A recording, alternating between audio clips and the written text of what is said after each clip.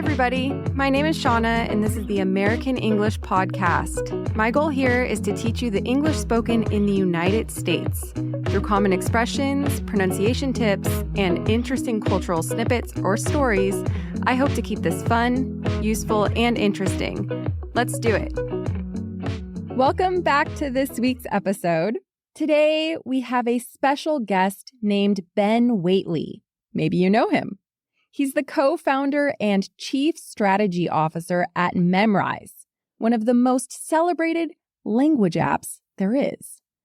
Ben received his master's in experimental psychology from Oxford University and has since been working with language acquisition. In fact, he's a pioneer in the field. Ben helped create the first AI language partner using GPT-3 technology. It's called the MemBot. Yeah, I'll repeat that. Ben helped create an AI language partner. Is this the future? It may be. If you're interested in trying it out, I'll provide a link in the episode notes. In any case, today I had the pleasure of tapping into his knowledge with the goal of finding out how we can learn better. In our chat, Ben and I talk about common misconceptions in language learning, the genius of mnemonic devices, and how to acquire new vocabulary effectively. I hope you enjoy it. Without any further ado, let's hear from Ben.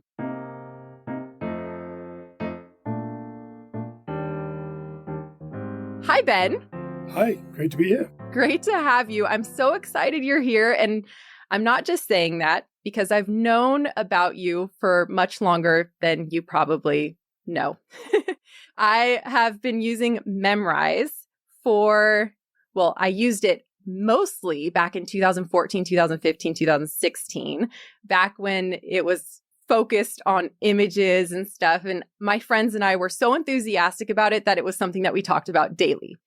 And in that process, I got to know you. I got to hear about Ed Cook, your co-founder, and I'm just thrilled to have you here. So how are you doing today?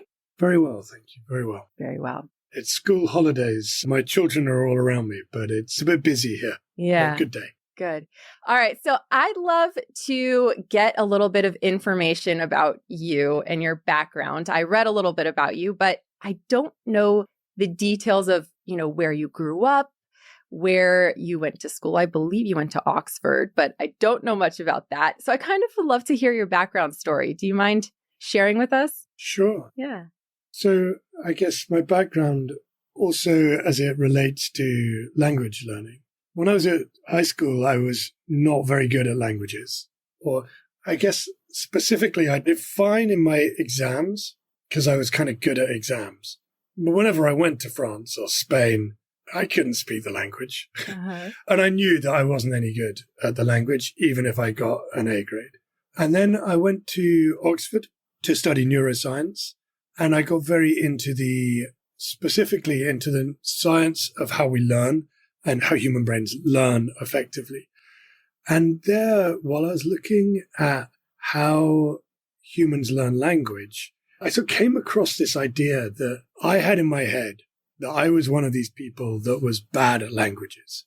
But the reality of it is that humans are good at languages. If you're a human, there's literally nothing you can do about it. You're good at languages. And it doesn't really make sense to say that you're a human that is bad at languages. What can make sense is that you're a human that's bad at learning languages the way that you're being taught languages. But that's more a problem with how you're being taught languages than it is with your ability. And I think that part of the problem that we have, I'm straying off my background and now just opining about language, but there you are. Part of the problem we have is in this word or this concept of learning. We think that the language is a thing that we need to learn and therefore someone needs to teach it to us. But in fact, if you look at the overall time you spend getting good at a new language, the time you spend being taught the structures, the grammar and whatever about the language, that should be like well less than 1% of your overall time acquiring the language.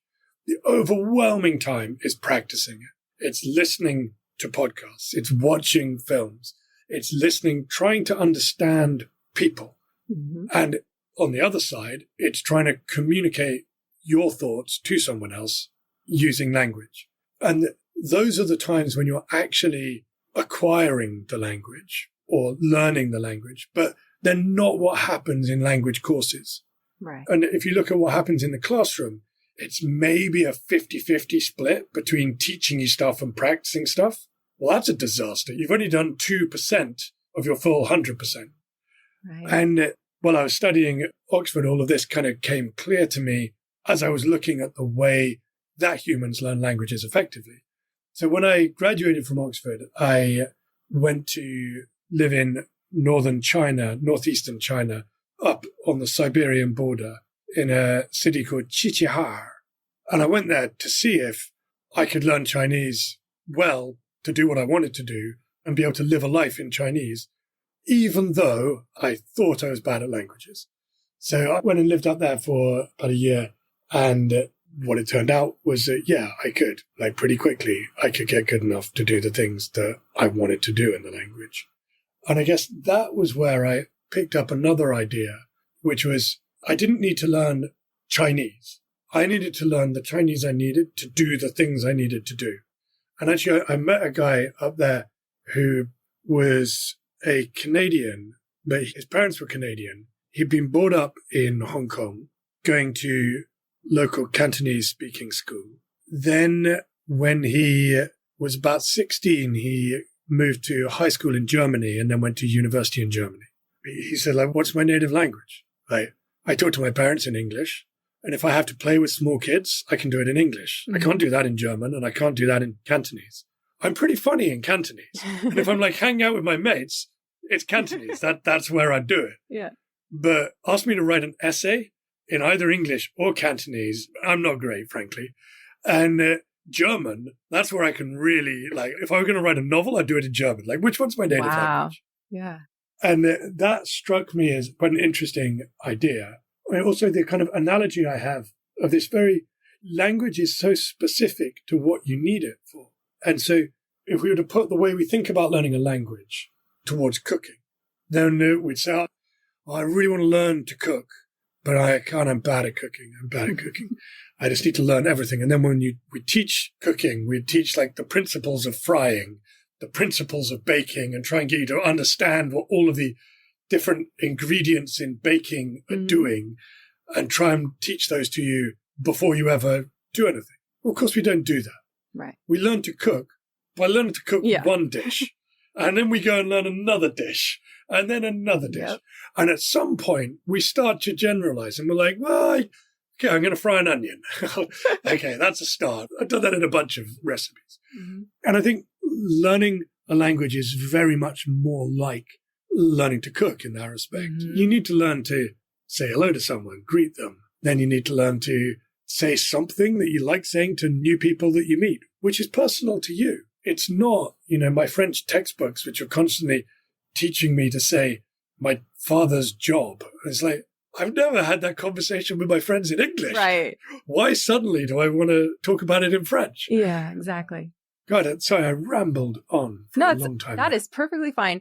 Right now, we're talking to a lot of people who regularly listen to podcasts.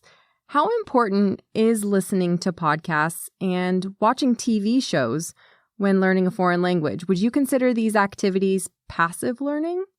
I think it's easy to characterize listening to a podcast or watching TV as passive. Mm-hmm. But if it's truly passive, then you won't get any benefit out of it. Right. But I think that if you're listening to a podcast and you're really having to strain a bit to understand, and sometimes you're not quite understanding and you're having to rewind, or you're having to make a guess about what did that mean? That moment of making a guess and then listening on and thinking, well, no, I got that wrong.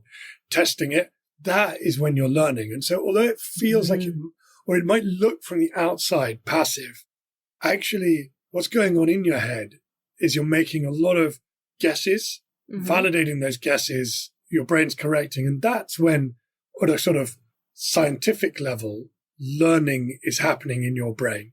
It's not the learning that we think of that teachers teach you. Right. It's the learning of when new connections are happening in your brain. And those are different things. Yeah. So that is a good thing to have those shows that maybe you don't understand everything, but you're sitting down and you're focusing and you're just trying to grasp what's happening. That's the learning experience. Absolutely. There's actually a really good, I think, one of the most influential academics on second language acquisition for me personally is a guy called Stephen Krashen.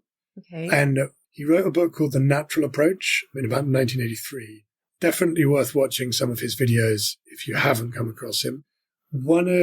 So actually different concepts that he has. One is that the only way to acquire an ability in a foreign language is by processing target language input at just above your current level. So he calls that I+1 content. If you are taking in content at just above your current level, then you are learning. But he makes quite a bold statement. That is the only way, which at the beginning, that seems unlikely. The reason I think he's right is that if I abstractly learn a new grammar construction and can explain it, when I hear that grammar construction being used, meaning doesn't immediately appear in my mind. I might hear it and I go, oh, they're doing that thing. Yes. Therefore, it means that. Okay, got it. Once I've done that, next time I hear it, meaning just appears. Yeah. And that only happens because I went through that moment of it being just outside my brain. What the explicit knowledge can do is mean that more target language content is just above my current level rather than way above my current level. Right. Because if it's way above, I just shut off. Exactly. I mean, it's words in context. You know, if you pick up a book and it's a little bit too challenging, you don't understand anything from context. Actually, it's kind of funny. So I spent some time in Spain and I thought, oh, I'm a good language learner. I'm just going to learn Spanish. And I moved there and started teaching at an elementary school. I was supposed to have an intermediate level and I didn't. And so I started learning actively. And it was just a big disaster because people always say, oh, you know, if you go to a country, you immerse yourself, you're going to learn a language. And very quickly, I realized if I just had a basic level, I would understand so many parts of these simple conversations and I would be picking up words from context. But if I have nothing and if it's too far above me, I'm not learning anything. I'm just wasting time. So it's so important to have, you know, that intermediate or like basic intermediate. I had a friend when we were living in China years ago, their daughter, native English speaker, at the age of 4, went to a Chinese language nursery school. She had 0 Chinese. The teachers there made 0 allowances for her. Like they didn't speak slowly to her like you do normally to children or try and do sort of big actions. They kind of felt that she was stupid because she didn't understand what they were saying. And after a year, she still spoke no Chinese, which people just say is not possible. Great example. But I saw it happen. She spoke none at all. Whereas for various reasons, in my house at the time, we spoke a lot of Chinese. We had Chinese people living all around us, and it was like they didn't speak English, so we spoke stuff in Chinese. So my daughter was already quite used to hearing a lot of Chinese around and had a bunch of phrases. Yeah. And when she went to school, you know, within weeks, she would just flick between the two. That's only possible if you have people paying attention and speaking to you in that way that they moderate their language. And this is like caregivers do this for children naturally. Yeah. They speak more simply. Actually, people do that with adults as well who don't speak the language well. It sometimes feels like they're talking to you like you're stupid. Yes. Because it's kind of, I think we do the same thing if we're talking to someone that we think is really stupid. We talk slowly. Do you get me now? And we actually do the same thing if we're talking to someone who we think doesn't understand. Yeah. But it's not rude. It doesn't need to be rude. It can actually be genuinely helpful and kind of essential to picking up language. Yeah, definitely. Speaking on Chinese related things, on Memrise a long time ago, I remember seeing a deck where there was a picture of a chicken. It looked like a chicken. And then it morphed into the characters of chicken, the word chicken. So I'm curious if you can talk on mnemonics, because this is a mnemonic device, right? Yeah. Yeah. Yeah, so this is our first product to memorize was I'd been in China learning Chinese. And the way we think about language learning and memorize is 3 steps are essential. There's learn, immerse, communicate. As I say, of the 100%, the learn part in time should be like low single-digit percentages of your time, 1 to 5%. Immerse and communicate are the really, really big things. But we were looking for our first route to market, and learn is what people were doing already. And that we knew that we could apply memory techniques to make that work much, much better, particularly in Chinese, where at the time where we started Memrise, I remember going to talk to the Chinese department at Oxford, where the way that Chinese characters were taught was they had this wonderful old Chinese lady with a cane, and she would make you copy out the characters faster and faster and then hit you if you got them wrong. Yeah. And that was the traditional approach. And it took people a really long time to learn them. You do learn to write the characters well if you do stroke order and all of those things. It's true. It takes you a blooming long time. Using mnemonics, you can do it much faster. You can learn a whole bunch. I think in one experiment, I remember teaching, 100 characters that you needed to read a Chinese menu. And people could very easily do it in an hour to an hour and a half. Was that perhaps the one that was on Memrise previously? Yeah. Because I think that I did that course.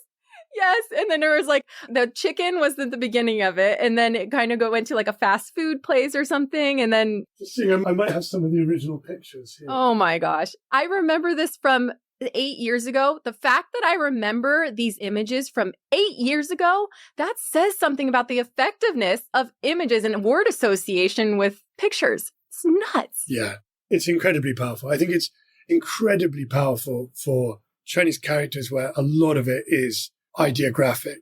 In the case of chicken, I don't think it's intended to be a picture of a chicken, but you can make it look pretty close. Yeah. There are others that genuinely are supposed to be like that.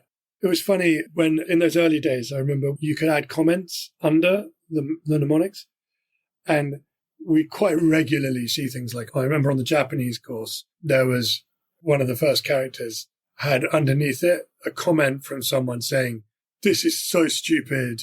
Do you think I'm a baby? I don't want to have like cartoon pictures. You guys are morons." And then a comment from the same person 3 weeks later saying, "On the other hand, I can't forget this character." Exactly. Yeah, it was a funny piece of product development because a lot of people hated it when they saw it, or they would say, "No, that character's etymology isn't supposed to be a picture of the." And you're like, I don't care. Doesn't matter. You don't forget that stuff. Right, but it took a lot to get people over that hump. An obstacle in the way, but I think when people do see it and see how it works, they'll be more convinced and they can incorporate that more into their own learning habits and things like that. Like I do have one more example that I remember from a long time ago. And this is actually not just about characters. This is about pronunciation. I was doing the Russian one. I don't even know if you guys have this on the internet still, but there was a picture of a piece of bread and there was a picture of a jar of jelly. And it was Russian pronunciation of Brad Pitt and Angelina Jolie. And it had a picture of Brad Pitt's face in the bread and her face in the jelly. And it's like Brad Pitt and Angelina Jolie. And I thought, I will never, ever forget that. I don't know if I'm pronouncing that entirely correctly, but see, it sticks. That's pretty hilarious. Yeah, I think those things they're super powerful. And I think that particularly, as I say, in Chinese characters and Japanese kanji, they are also powerful, but less so for learning words, or more intermittently so for learning words, the sounds of words. And so doing this sounds like this and putting it together. Those mnemonics can be really, really helpful. They can kind of get in the way and end up with a really strong memory of a picture. And you're like, I just can't remember what that picture is there for. Right. That does also happen. But overwhelmingly, they're a really powerful tool. I guess the reason that we don't have them on Memrise at the moment, where we went away from them, is really this point of where you should be spending your time. And we got to the point where people were able to learn, like we had a month-long learning contest at one point where someone learned 30,000 words in a month. I love that you did that. That is so cool. It was pretty stiff competition as well until it came down the last few days until the guy in second place is like, whoever this guy is insane. Was this with learners on the platform or was this with people in the office? Because if Ed Cook was part of this, learners. I feel like he would kick butt.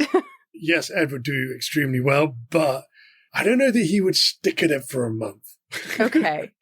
Like that took a pretty insane level. But 30,000 words, that's 30,000 words. He was doing 14 hours a day. But the thing is that doesn't get you to speaking the language. So we made this very conscious shift towards, this is about 6 or 7 years ago, towards what do we need to do to actually get people speaking, to be confident speaking a new language?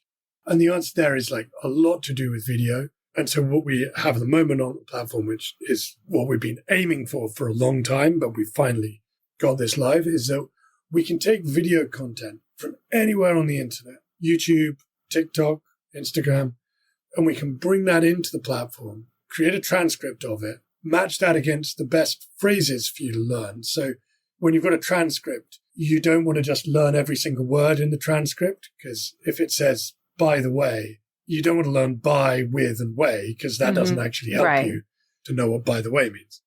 So match it against the right items in the dictionary so that you can do two things. One, if you are interested in Italian cooking, we can say, here's this video on Italian cooking, learn these phrases, and then you'll understand the video. And we have done that with trailers for films, with scenes from films. It's like, you want to understand this bit of the film? Here's the words and phrases. So now you can watch it and understand. Given that we know the words and phrases that you've learned, we can then say, well, here are a bunch of videos that you can now watch. So to combat this problem of content being too far over your head, we can now tune it to be just above your head, because we know what words and phrases you know. So we know that this video is just at your level. So that's a massive kind of unlock in that piece of technology.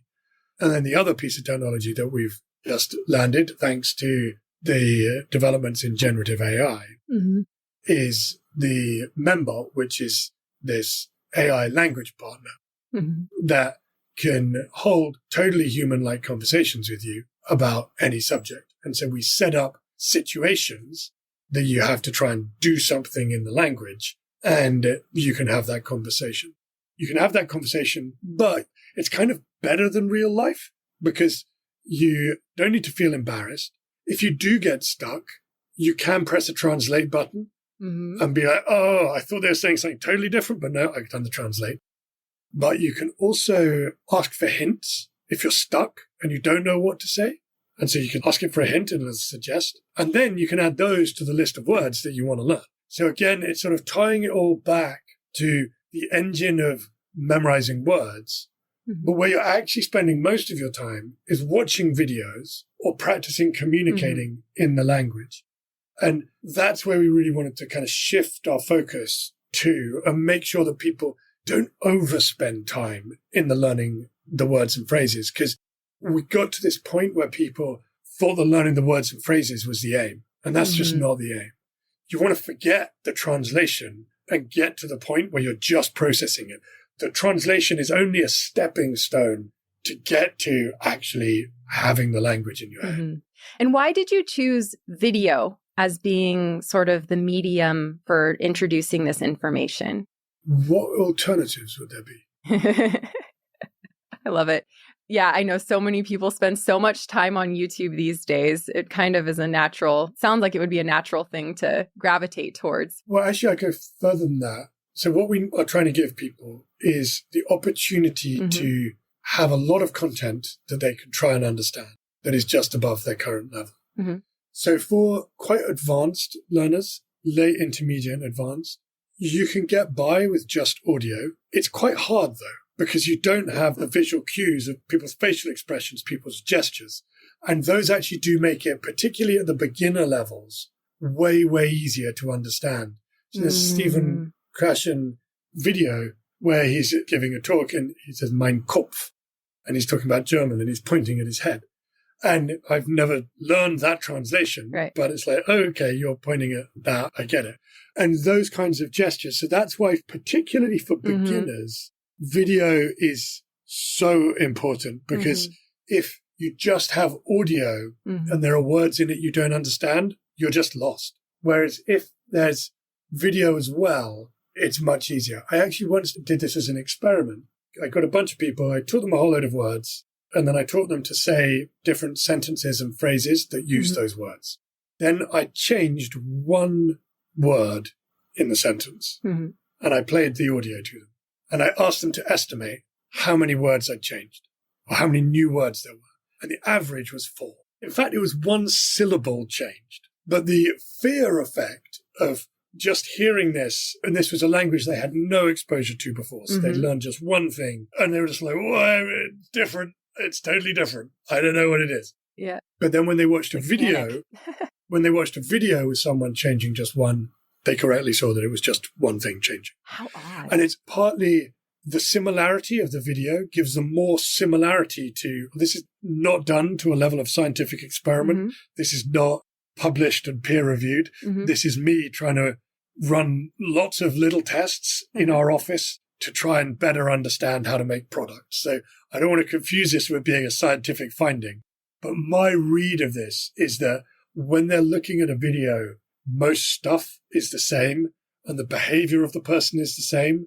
And where the word changes, they can kind of see from the actions what the change is. And actually, in that case, the word that I changed was cat to dog. Okay. And so the video, they were pointing at a dog, and it was like, well, it's one word different. It's a dog, not a cat. Yeah. So at a beginner phase, then, yeah, it probably leaves someone feeling much more comfortable or at ease with themselves and in the moment and not being freaked out by hearing that change, right? Exactly. Panic is so this is another interesting thing about memory and memory's relationship to language learning. So anxiety and a little bit of fear can be really good for forming memories. And it's intense, you're focused, you're under pressure. But for recall, it's not good. And for flowing practice, it's not good. In fact, it's terrible. We remember things much worse when we're anxious. And the more stressed you get, the worse you do.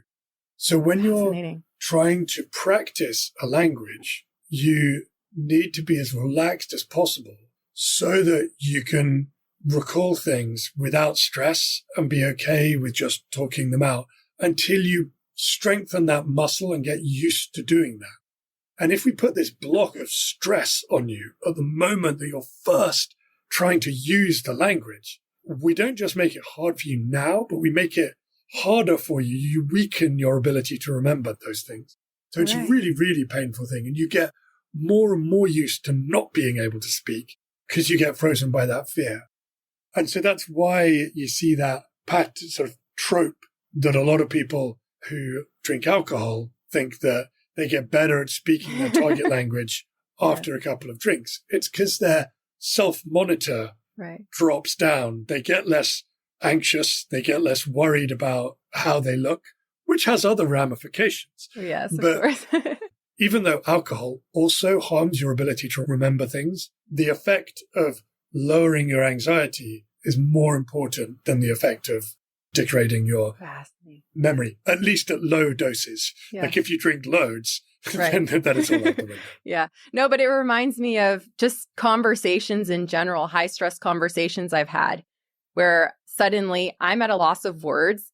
Like, for example, talking to you. Like I've stalked your LinkedIn before this, and I noticed we actually have a lot of people in common, like Ellen Joven and Alex Rawlings and Richard Simcott. Like we have all these people that we know that are similar, and we actually are in the same field. There's no reason to be nervous with you. I mean, now I feel very comfortable with you, but at the same time, in the beginning, I start stuttering. I can't remember certain words because I don't think naturally I'm an extrovert. And so those sorts of like little anxious feelings come naturally in a conversation. So, I mean, it's the same thing with native speakers. Totally. And I think the difference between speaking your native language and speaking another language is not as big as it sort of feels to us. The problems are exactly the same. And I think it is a big problem for more introverted people to practice a language. Like when I see the people like Alex Rawlings or Richard Simcott, they just are happy talking to people. Yeah. And they love that connection and talking to people. Richard's just incredible at that. Yeah. And that is such a superpower. It's a superpower. When you're learning a language. It is. Whereas if you don't have that, it's really hard to make yourself overcome that. Rob Patterson, who is our most multilingual team member at Memrise, who speaks about 15 languages, I think. And I was really pleased to hear him say that when he's learning a new language, he often has the experience where he spends months learning it.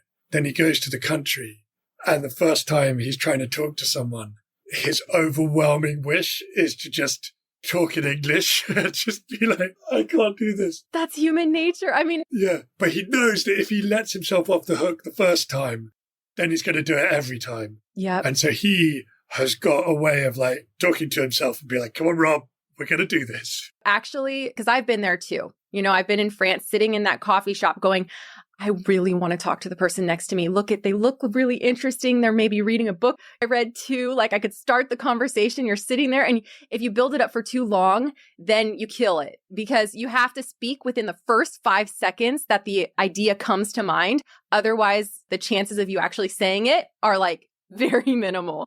Got to do it. Yeah. And the other trick I have for that, which actually Ed Cook is so good at, is just like, what is the negative that could happen from me saying this? And if you really think about it, I mean, nothing really. So why not? I think the regrets come from not doing something more often than doing something. So go out on a limb and talk to people. Do you know anything about memory palaces? I know it's kind of a big topic. I mean, I know a reasonable amount about memory palaces. I'm not an Ed Cook memory grandmaster, but, shall I explain what a memory palace is? Yes, please. So it's based on the idea that just playing to the strengths of the human mind, we're really good at remembering locations and places. And so remember incredibly nuanced details about places. Like I can remember back to the school I was at when I was 10, and I think my way through the school. I know all my way through it. I even know things like the weight of a door. I know when I push against that door, how's that going to feel? And how does it like flick on its hinges? And then that one is a bit different. There's so much information encoded in our knowledge of space because it's so important to us. And we can use that knowledge of space to associate with things that we need to remember. So one example would be remembering lists of things. So I could create a memory walk around my garden, and I could choose 15 different places around my garden and just remember that walk and make it an obvious one so I will never get lost. I know that I walk in the gate, I walk past the pond, I walk over the bridge, I know what those spots are. Then I can remember lists by just making an association at each of those spots. Mm-hmm. And then when I want to recall it, I just go on that walk and I just remember what was happening at each stage.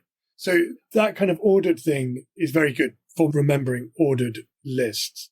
So I guess the most use I've got from memory palaces is memorizing poetry, where putting my children to bed, they used to take a long time to go to sleep. Yes. And I tried telling stories and I had two problems. One was that I used to fall asleep telling the story, and then I would wake up and find myself telling a story and I'd be like, I just don't even know what I was talking about. But also, if you made the story too interesting, the children would never go to sleep. Yes. It was a disaster. So you have to, and then you just put off the point at which you'd have the difficult conversation with them. So I started learning epic poems and just longer and longer ones. I think the longest, it was How Horatius Held the Bridge from a book called The Lays of Ancient Rome by Lord Macaulay, which takes about an hour to go through. Did you ever record yourself? Because this is what I do. It's kind of cheating. I actually did a few podcast episodes that are stories like, Goldilocks and the Three Bears. And I made them pretty long. And I actually just turn on my podcast and I'm like, look, I'm speaking. And then I'm like, go to sleep. Did you ever record yourself? I didn't ever actually do that. I used to have to lie in bed next to them, so I was there. Yeah. Oddly, I got to a stage of automation. So the memory palace was essential at the beginning to learning the poem and going all the way through it. But now, if I go through that, I have a vague sense of the direction, but now just the rhythm of the poem takes it. And I got to a level of automation where I could actually compose emails in my mind whilst I was reciting a poem. It was just so completely automated that I could write emails whilst doing it, which was quite an extreme level. You are AI. You yourself can be the new chat GPT. Yeah, I didn't feel great about the level of attention I was paying to my children's bedtime, to be perfectly honest. But I did also think, we're half an hour into, you should be asleep by now. So I am going to start doing my work. That's so funny. Oh, that's so funny. I love that. I love learning about memory. And I'm curious to know, is there anything else that you would like to share with the listeners about yourself, your language learning journey, something that you've learned, or anything? Anything. I mean, I think we've covered a huge amount here. Mm-hmm. I guess I'm going to come up completely blank. I think you've asked me about everything in my life. Yeah. Well, what are you doing for the rest of the evening? You going to go to sleep soon, or? I'll be picking up children, taking children around. I have 4 children who take up a lot of time, joyfully take up a lot of time, so we can. But it does mean on a Friday evening there are a lot of activities to take people to and from. That's so great. I'll certainly be doing that. Well, enjoy your evening. Thank you so, so much for coming on the show. It was a pleasure hearing from you. Finally, I feel like I've knocked something off my bucket list. I'm very flattered and slightly amazed by that. But yeah. It's a real joy to be here. And thank you so much for having me. All right. Yeah, of course. Bye. Bye. Well, that was fun, wasn't it? After this chat, Ben and I talked quite a bit more about memory techniques. I wish I had that on the recording, but I'm sure we can have him back in the future to talk about how to memorize new words effectively.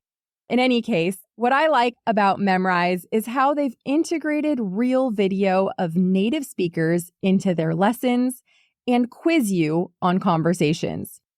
In a way, it feels like you're immersed more so in real-world situations than some of the other apps I've used. The AI language partner, MemBot, is also fascinating. I joined as an English learner just to see how appropriate the robot's responses were to the things I was saying, and I was pleasantly surprised. At times, it felt like it was cracking jokes in a way that made me wonder, is there really not another person on the other side of this screen? It's crazy. I think it's worth trying out, even just to get a glimpse of what the future of language learning looks like. You'll find the link to try it in the episode notes, and if you do, I'm genuinely curious to hear what you think. So write to me on Instagram at American English Podcast. I hope you enjoyed our talk. Hope you're having a nice day, and until next time, bye. Thank you for listening to this episode of the American English Podcast. Remember, it's my goal here to not only help you improve your listening comprehension, but to show you how to speak like someone from the States. If you want to receive the full transcript for this episode, or you just want to support this podcast, make sure to sign up to premium content on AmericanEnglishPodcast.com. Thanks, and hope to see you soon.